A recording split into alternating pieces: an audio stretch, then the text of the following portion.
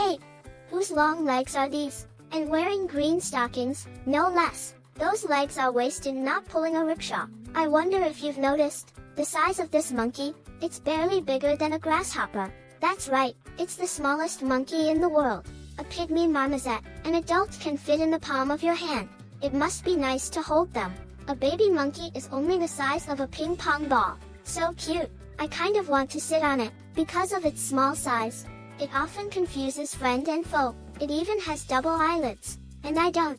It can jump 3 meters. I can't do that. They live in a large tree, a 40-meter high apartment, home to nearly 5,000 species, from roots to treetop.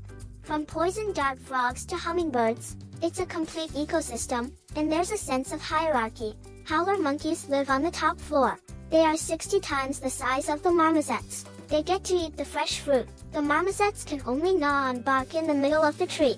They've chewed the entire tree into a patchwork of holes. The creatures on the ground are even more pitiful. Because the sun doesn't reach them, there's nothing to eat. They can only eat the leftovers dropped from upstairs. Those above feast without restraint. Those below scavenge to survive. It's like a real-life animal version of the platform. And this poison dart frog is our main character. Her baby is clinging to her back. The ground is filled with fearsome creatures that crave her and her baby. She needs to find a safe place for her baby to grow. This 40-meter tall tree is the perfect choice. But for a frog the size of a grape, it's like climbing Mount Everest. Every step must be taken with care. She finds a luxurious pool, perfect for her baby to grow. Wow, it's so cool. However, this version of the platform has an ending. Every drop of rain has a huge impact on these tiny lives. The water saturates the plants and bark, adding immense weight to the tree. The downpour washes away the thin soil, and then, disaster strikes.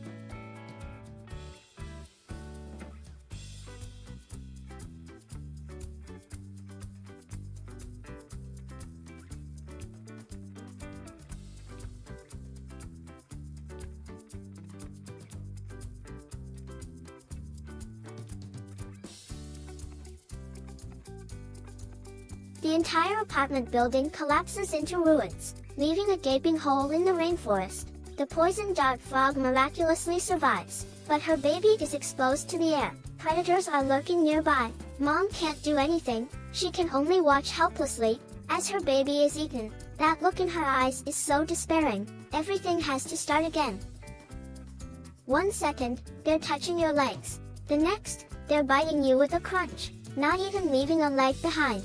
They turn on you just like that, but you can't blame them. They used to be bark eaters, but the tree was knocked down by a storm. They're homeless and they're eating whatever they can catch. Although they're only the size of a palm, their hunting skills are impressive. They eat grasshoppers as sashimi, and insects as dessert. But this insect is no ordinary bug. Its tail can disguise itself as a venomous snake. It's very realistic. It frightens the monkey. It scrambles away. An Oscar-worthy performance. It's bought another day. Since the tree fell, the forest floor has begun to bask in sunlight. Long dormant tiny seeds send out tender shoots. It's a race for sunlight. They start to grow rapidly, competing for the limited light. And they will suppress any small saplings they come into contact with.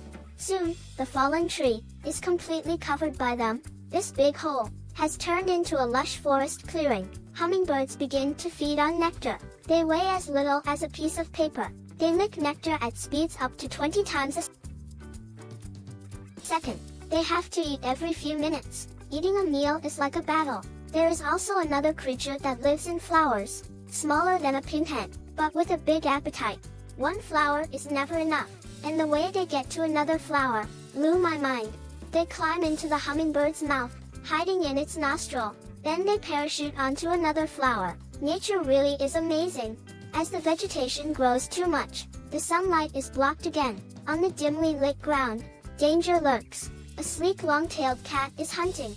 It's only a little bigger than a house cat, but far more deadly. Cats catch mice. It's only natural. The most attractive is also the most dangerous. On an even smaller scale, they are even more insidious. This insect is something else. Its red skin is like Spider-Man's 40 little legs. It silently stalks its prey, and its hunting strategy is just like Spider-Man. Warning! High energy ahead. Non-combat personnel, please retreat. It shoots out a sticky web. A direct hit. The high viscosity liquid hardens within seconds, turning into a candied grasshopper. There's no chance of escape. The grasshopper thinks, was I born just to be eaten? Eaten by a monkey. Eaten as sashimi, eaten head first, eaten candied. Anyone can just eat me. Life is so hard. It's not just hard for it. Life is not easy for any small creatures. Like the poison dart frog, she finally climbs the big tree, finds a pool for her baby, but the tree fell. No more pool, no more baby. Life must go on even after such sadness. So she lays a new batch of eggs. They're even heart-shaped. But life is often not what we want.